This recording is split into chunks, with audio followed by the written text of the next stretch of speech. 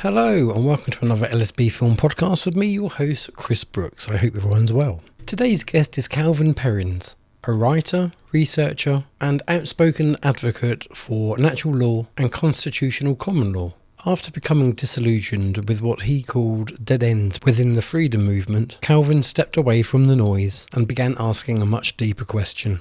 If the answers that we've already been given are not working, what are the real foundations for freedom, justice and self-governance? Well, that search led Calvin to the study of natural law.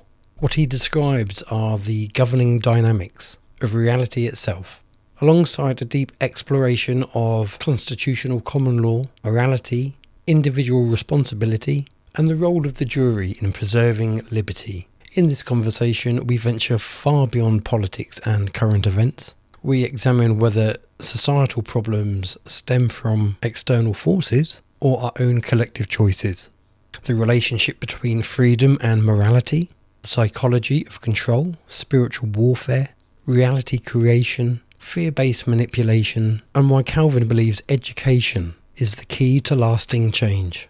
So sit back, keep an open mind, and join us as we delve into a thought-provoking conversation with Calvin. Welcome to the show. Are you concerned about all this corruption being rebranded as conspiracy theory? Well, don't you worry. Sit back and relax and join in the conversation with today's guest. Welcome to another LSB Film Productions podcast with your host, Chris Brooks. So welcome to the show, Calvin. It's great to have you. Just for those listening, can you just let the audience know a little bit about yourself and how you started off on this journey? I became disheartened with groups and organisations within the freedom movement, and a lot of people claim to want justice, and they're leading people down, this road and that road, and I became completely disheartened. And so I stood back and asked myself the question, like, do I really know what the solution is? Do I know the path that myself as an individual and humanity should be going on? And so then I dived into the occulted subject of natural law. I became initiated in natural law, which is basically the governing dynamics of our reality. But that also tied in simultaneously with studying the constitutional common law. Mm-hmm. And that is my work predominantly is writing about natural law and our common law constitution. Okay, because am I right in thinking that natural law supersedes common law? The common law is the macrocosm.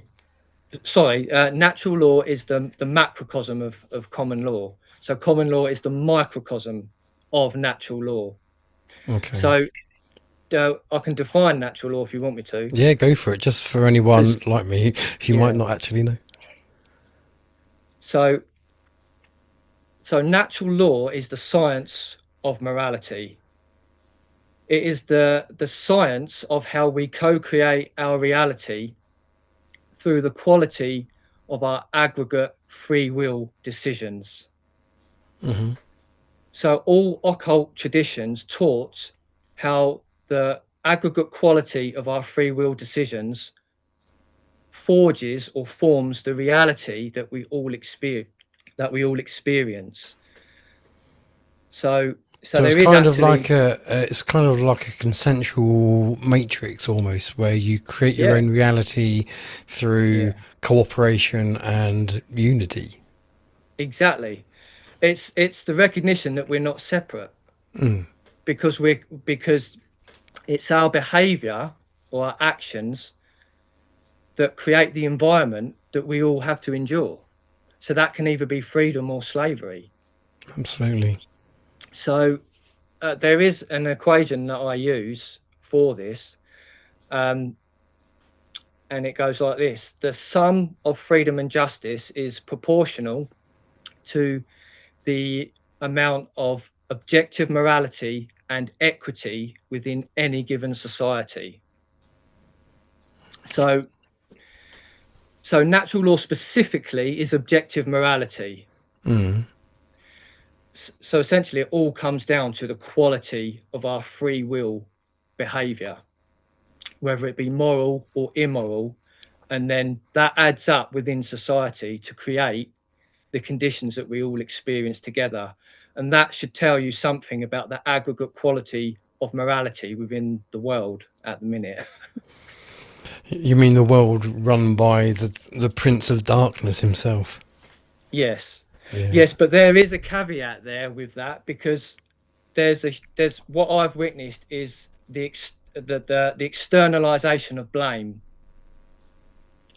Yes, we know what they're doing, but they're winning because they're so much more focused than we are. They have all the knowledge of natural law and the masses don't.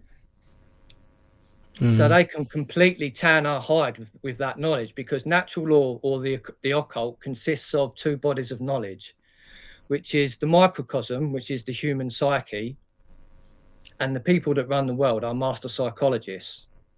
So just think what you can do to a population when you have all that knowledge of how the human psyche works, what makes us tick.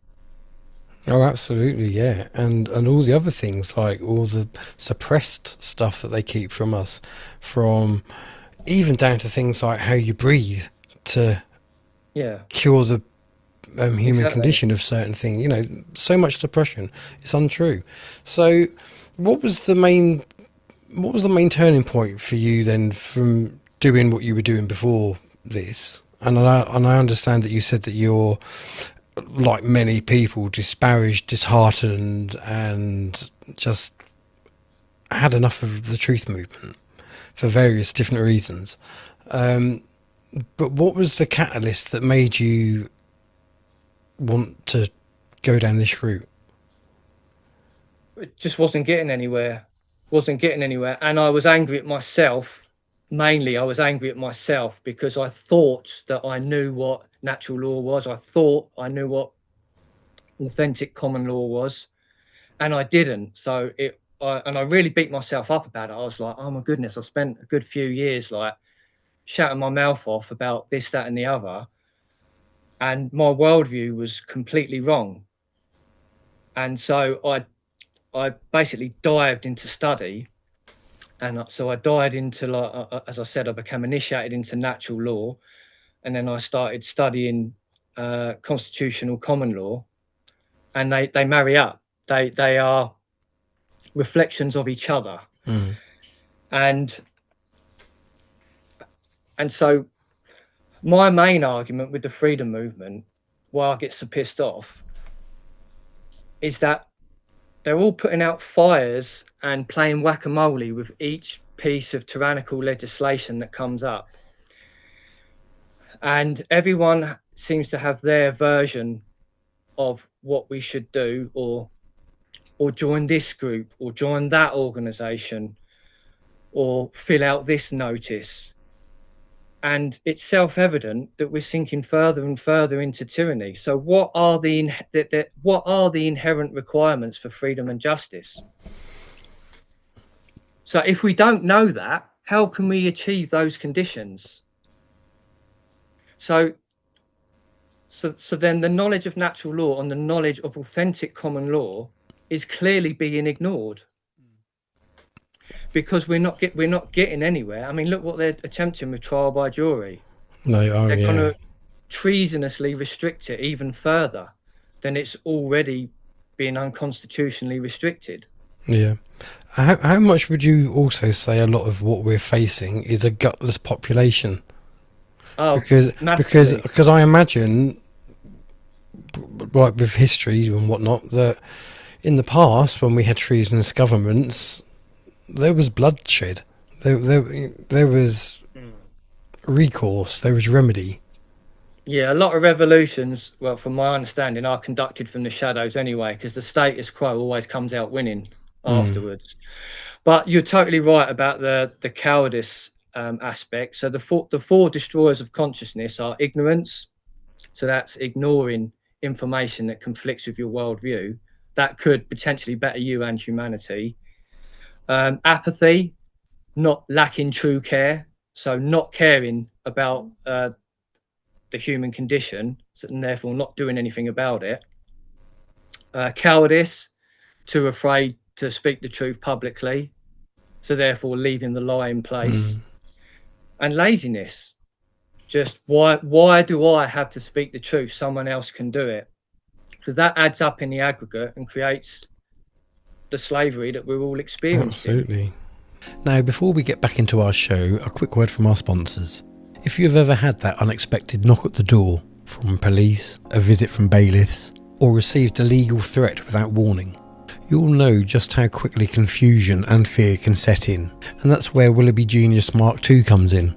Built on more than 750,000 legal entries and across 50 plus countries, it provides immediate legal guidance when you need answers fast. No waiting for appointments, no eye-watering hourly fees. Just direct access to the relevant legal information right when you need it. It helps to verify information, explains your options, guides you through legal situations with clarity and precision. Legal technology is evolving rapidly, and those who understand it will be better equipped. Now, before we jump back into the show, click in the link below, use LSB Pro for £5 off of your first month's premium. Right, let's get back into it. Which I get, I totally understand, but I'm at that point now where I'd be quite happy to just move country. But where'd you go? Yeah, you could. Yeah, I mean, we've all probably thought along those lines, but the tyranny is everywhere. And yes, people, I am happy to just run. But I mean, that's a good point, because there is nowhere to hide. It's the same tyranny everywhere. We live under an occultocracy, and that spans the entire world. So there's nowhere to run. And so essentially what's happening is the universe wants us to be free, but it's backing us into a corner. So we're in this pressure cooker that we can all feel.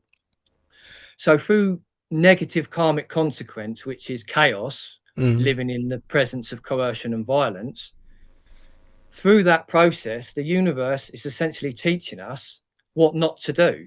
It's like, look, you're essentially in bondage. You're living under enslavement and tyranny. Sort it out.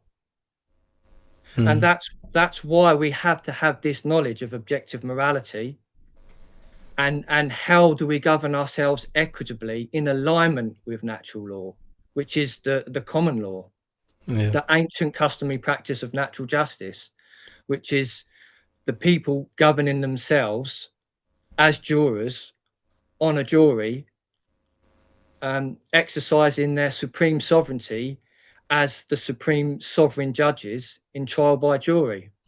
So I think also a big part of this, and I am a hypocrite for this, so I accept and acknowledge that, but a huge part of this is also it's a spiritual war. You know, I've said it many times. Lots of people say it's good versus evil, and lots of people don't take into consideration that element of what we're going through. And if we're going through a spiritual war, it kind of stands to reason that we need to start getting a little bit more spiritually minded and strong. So whether that's breath work, meditation, whatever it is, we need to start focusing and looking at this from maybe a more spiritual aspect of it in order to fight evil, because we can't fight evil if we're not recognizing it for what it is. Exactly. Yeah, totally. And a lot of that is shadow work. It's like, I mean, shadow work is a constant process. It's not just something you do and you go, yeah, I'm sorted. It's continual. So it's being brutally honest with yourself. It's like, do I know what the solutions are? Do I know what objective morality is? Am I really a moral person? Am I doing my bit to move consciousness forward? And it's knowledge. It's the key factor is knowledge and education. Because my work is trying to educate people and to positively influence them to put the knowledge out there about the dynamics that create freedom and justice. Because otherwise those conditions won't be achieved, and we'll keep experiencing these rhythmically cyclical negative karmic consequences that keep coming back round and round and round in the universe's attempt to push consciousness forward. And if that takes suffering, that's what it will be. But it doesn't have to be that way if the knowledge base is there. So it's like with the freedom movement, they all claim to want justice, but a lot of people I know are challenging, and they're trying to figure out how an illegitimate system works and challenge it in unconstitutional courts. I mean, the civil courts are supposed to have a jury. Trial by judge is it's an aberration of the common law. How can we win in an unconstitutional court? I mean, I've done it myself trying to battle mortgage fraud and things like that. And I look back now, I was completely naive. There's no hope of winning. How are you going to beat the belly of the beast, which is the banks, in front of a judge who's paid to defeat you? And yet there's people who keep trying and trying and trying. And it's madness. So the causal factor of injustice is that we don't own the law. And as per the common law, we own the law through the jury. And the king, through his oath to us, the coronation oath, is a promise to the people to govern according to our laws and customs, which is legem terrae, or the common law of the land. So the primary role of the king and his administration or government is to uphold the framework in which the people govern themselves as the supreme sovereign judges in trial by jury.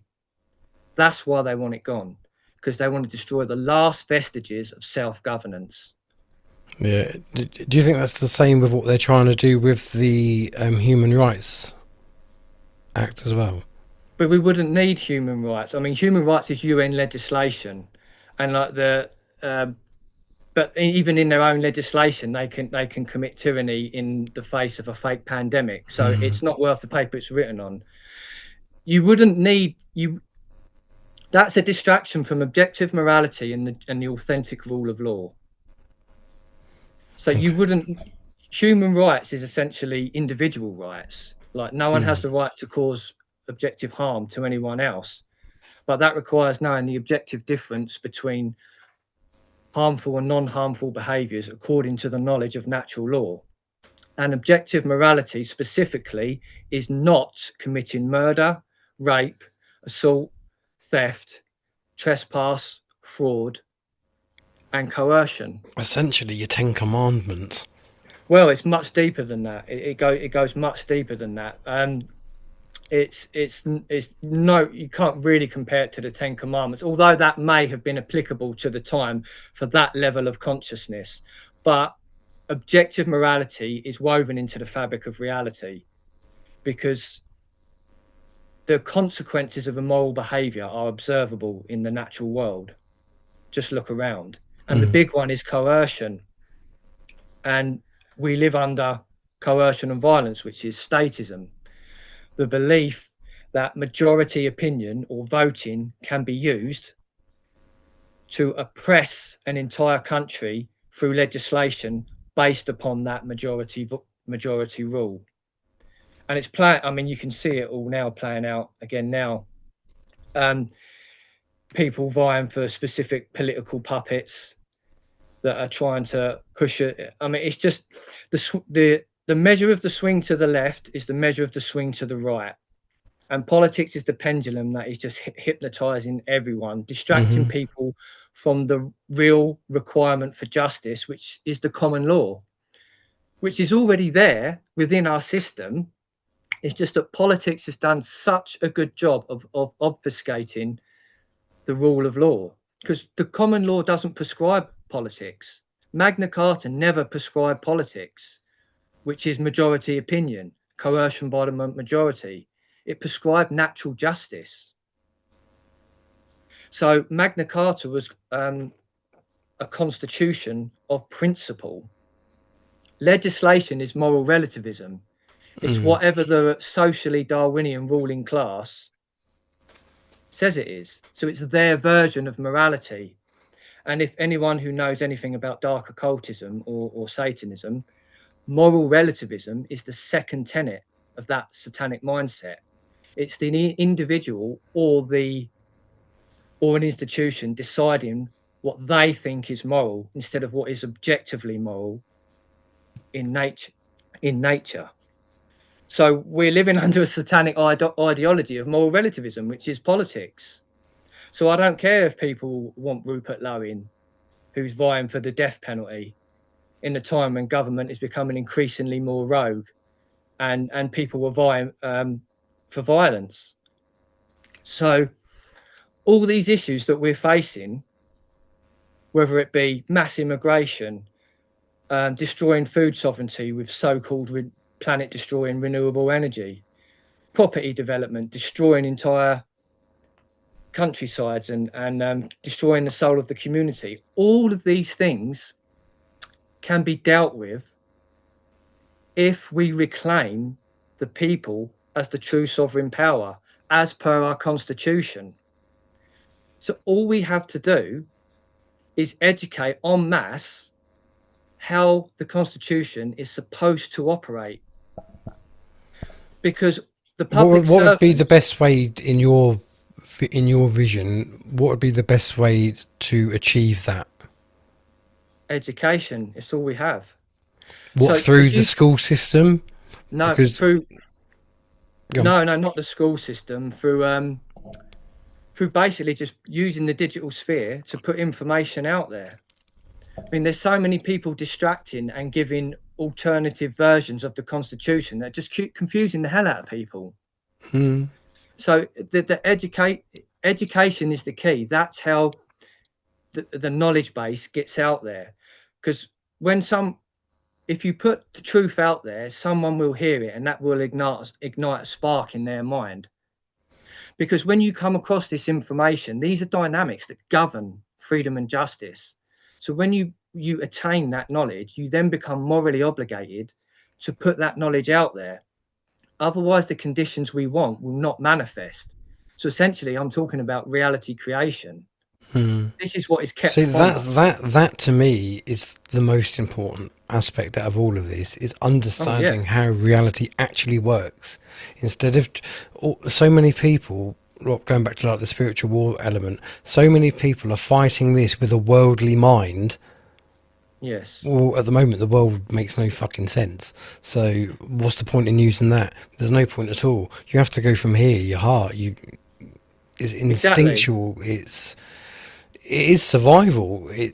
I don't know how else to put it, but yeah, we're not thinking of the bigger picture of what we're actually up against. We're just focusing on like the politics side, which obviously is understandable, but there's so much more to it. Oh, exactly. But and you made a good point about the heart there, because that's like your heart-based intelligence, or what's known in Greek as agape, which is like a higher love, true care or universal love to move consciousness forward, and true care for the human condition. But that's what it takes. But then it also takes true will, courage, the will to align with the divine will of creation, which is the love for freedom and justice. You have to have that desire, that true will, because if you don't, those who have will and dark care for our enslavement will achieve their aims and objectives because they're more focused. And that's the issue. We're not focused. No, that is true. Completely splintered. See, and there's also that double-edged sword for me that I always talk about, and that's I'm a great believer in the theory that we've talked about, we create our own reality through thought.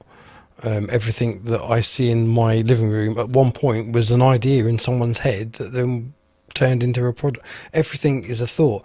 And so the other thing with like YouTube and the stuff that I talk about, I'm always fighting against myself, because it's like, the more I talk about all the child abuse, the more I talk about all these bad things going on, the more it's been pushed into people's psyche. Am I in effect doing the globalists' work for them, because I'm constantly keeping these bad negative things in people's psyche?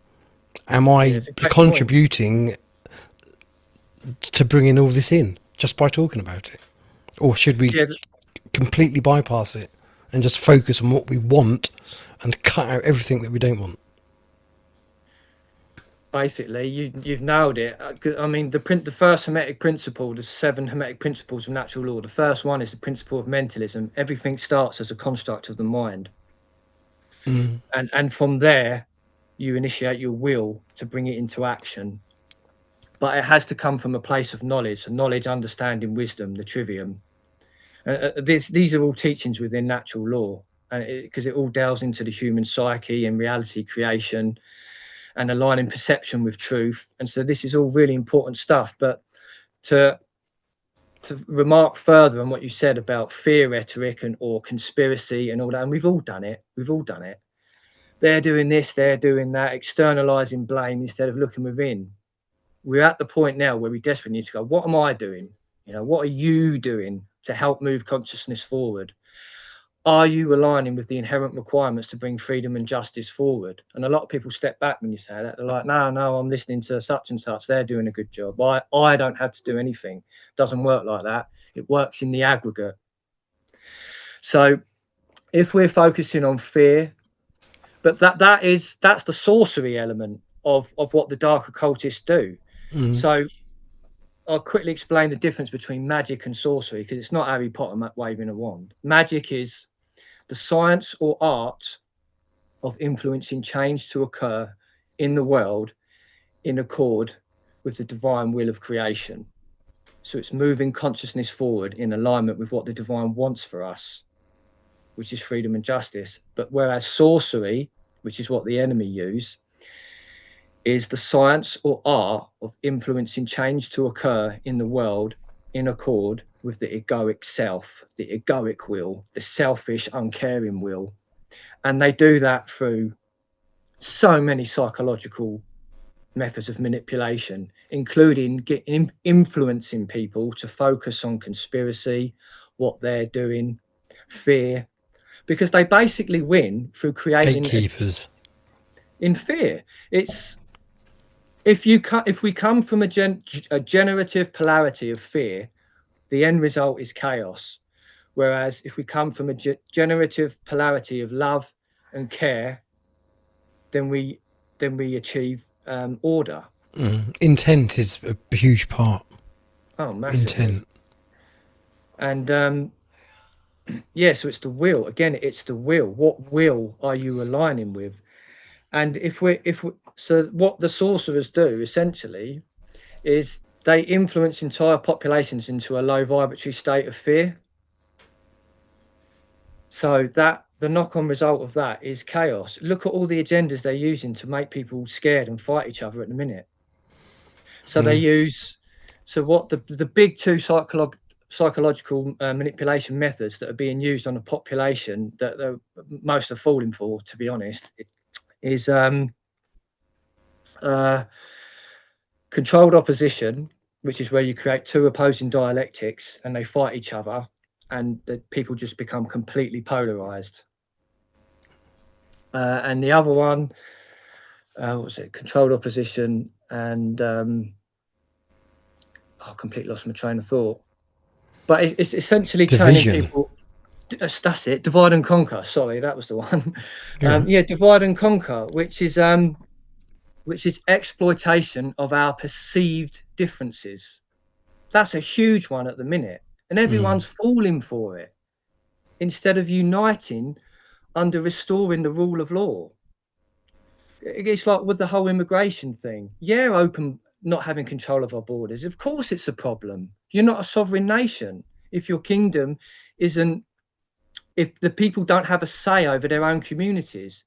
So how do we do with that? Do we have a go at the immigrants? Do we form a new political party? Or do we restore the people as the final arbiter of law? See, it's about causal factors. Everyone's being influenced to not look at the causal factors. So whether it be the destruction of food sovereignty or whatever it is that's really pissing you off, if we don't restore the common law, which is the real government, the jury, the people deciding what is and isn't acceptable according to their conscience, if we don't do that, then we'll just be living under constant oppression in these termly 4-year cycles of coercive party politics. No, I totally agree. What's your opinion on things like the white hats and that? Like, do you think what we're seeing now is a show? Do you think Keir Starmer is there purely to wake people up, and that's his job? He's there to make people think, "Fucking hell, what's going on? Are these people put there?" Because I think he was. If we go down like the MK Ultra, talking about conspiracy theories, when you've got photos with him with Jimmy Savile, he's obviously been traumatized in some way in order for him to be malleable to do what he's now doing.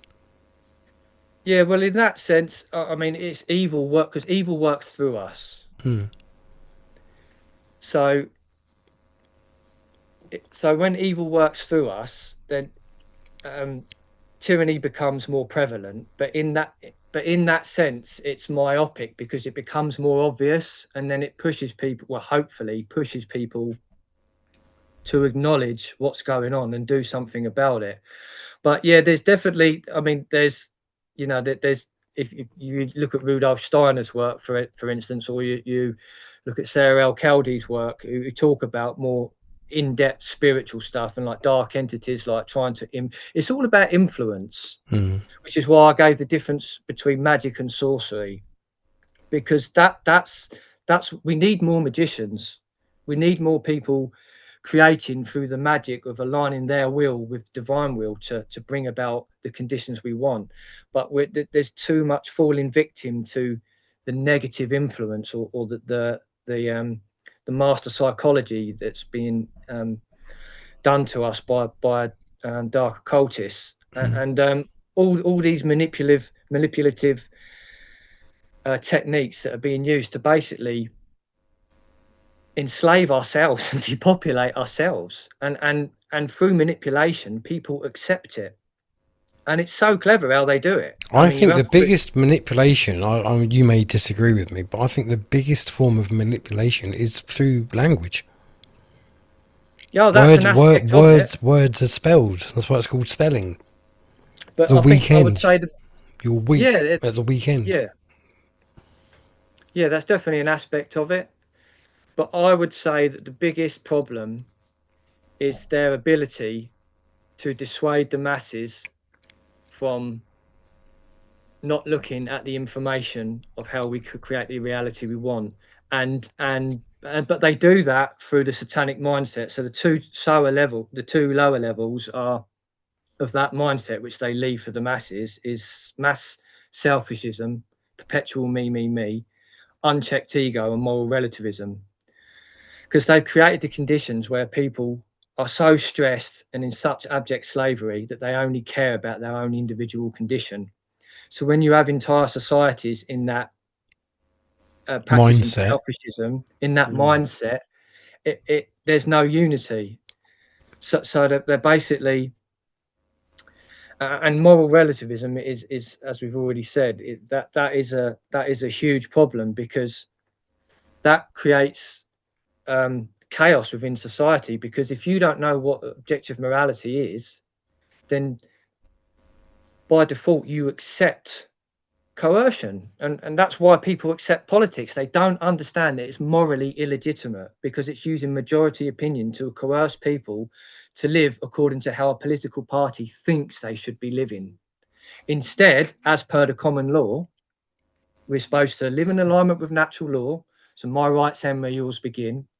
Don't do unto others that which you would not have done unto you. And in the event of a dispute or a crime, the matter is passed to the jury to use nuanced discernment, impartiality, and conscience to reach an equitable verdict. And then the people appoint a king who promises to them through his oath to uphold that entire framework. So it's a very, very important role. And I would love to get to the point. I mean, people slag Charlie Boy off for obvious reasons, but we can't expect, even if Charles wanted to do something at this point, he couldn't, because there's not enough people supporting him, telling him. Imagine if we had enough people saying that the king should be using his royal prerogative to refuse assent to unconstitutional legislation. Imagine if we had. I get where you're coming from, and in theory and on paper, yes, but he is so corrupt. Yes, but don't He is focus on the behind. person. He is behind the WEF. He is behind all the issues that we're facing. Oh, definitely, yeah. But the distraction with that viewpoint is, I completely understand what you're saying, and you're right because it's documented. But we shouldn't be focusing on the person. We should be focusing on the role and the promise. If you point that up, that makes him even more guilty, because as per King John, the Runnymede event, he was in breach of his oath and he faced a court at Runnymede. So he had no choice but to sign the charter or lose all legitimacy. See, that's the real freedom movement back then, right? Look what on the November of 1214, Archbishop Steve Langton met the barons at the altar of St. Abbey, and they swore that they would obtain the seal for the Great Charter. And then in June the next year, they had him at Runnymede signing that charter. So 7 months, 8 months, they done that. I mean, that was, but they didn't. It weren't just a bunch of barons and the bishops that enabled that to happen. England united as one man. They had the masses of support of the country. But the difference back then in attitudes, we've had the common law educated out of us. Back then, they would have been so passionate about their trial by jury because they know that's how individuals and communities preserve their freedoms. Yeah. King John was committing all manner of crimes. See, one of our biggest problems, I think, at the moment is that, and obviously that's probably down to all the psyops of what's gone on, but England, we need to come back to being English, don't we? Like, even Graham will say that. English, not UK, not the United Kingdom, that's a corporation. We're English. But we need to start liking England again, and instead of all these people demonising the flag, do you know what I mean? We need to get back to being proud of who we are. I think that's one of the biggest problems in this country at the moment. You've got all the weird, loopy left people who hate the country. You've got all the people coming over on boats claiming asylum, but also hate the country. You've got politicians, bar a few, all seemingly hate the country. Do you know what I mean? If nobody loves the country that they're in, they're not going to fight for it, I guess is what I'm saying. So Yeah. we need to try and turn that around. We need to try, I don't know how to do that, but we need to try and restore what England means.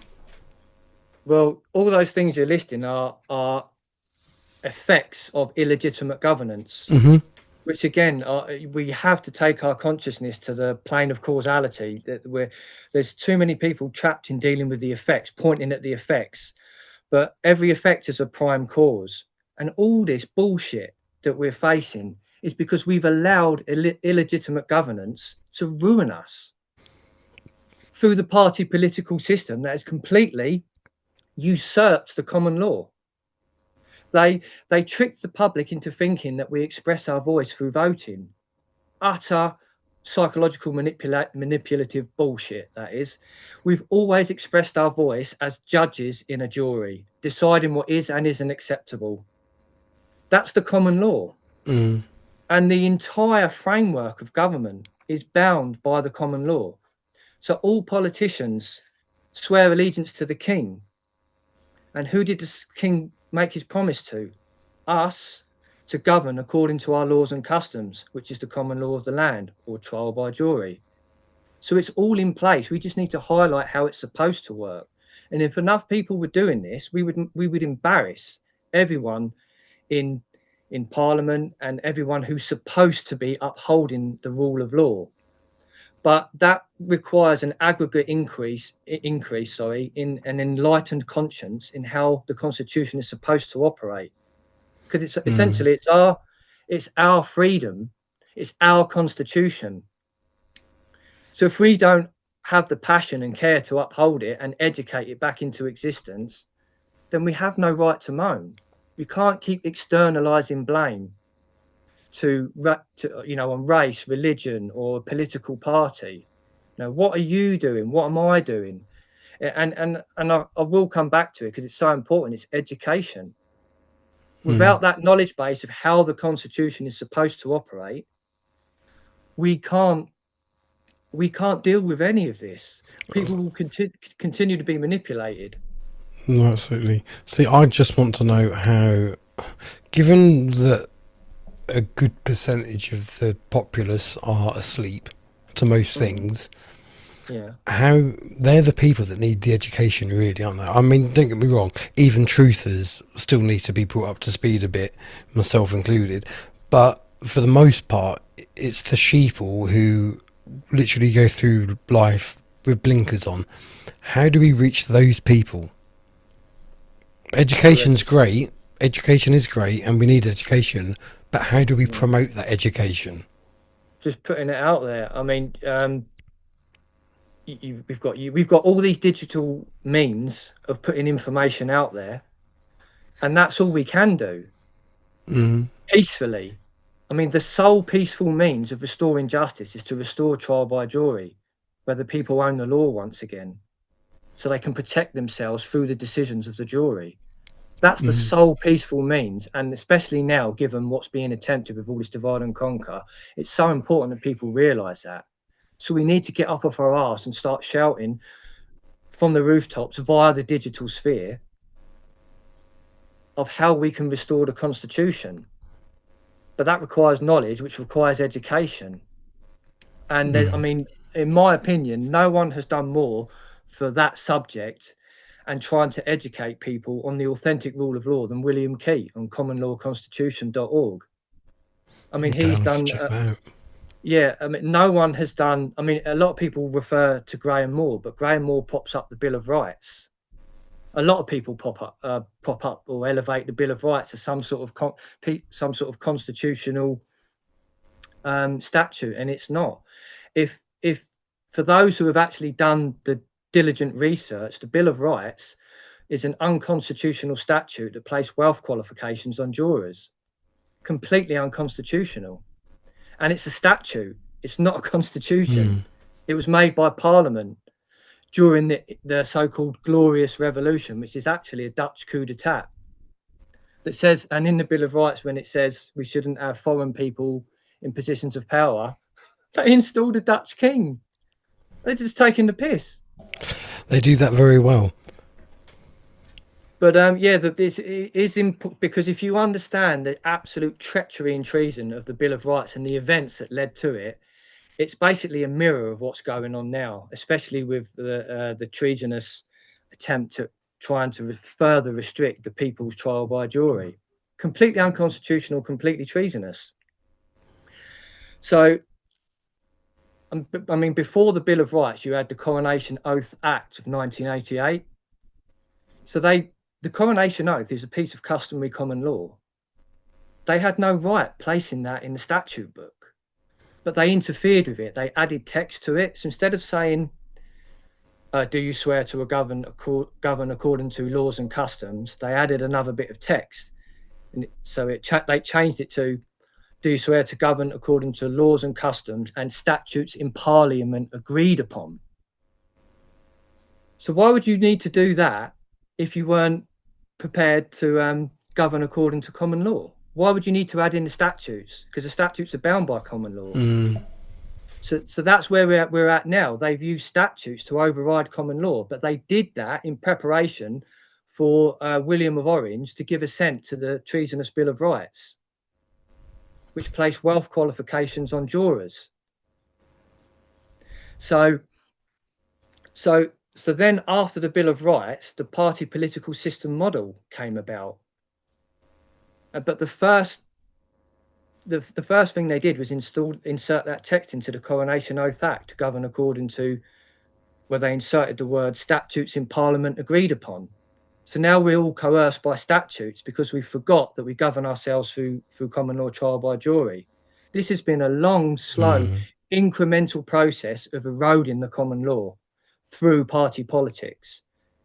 But we're at fault because we've forgotten how it's supposed to operate. Yeah.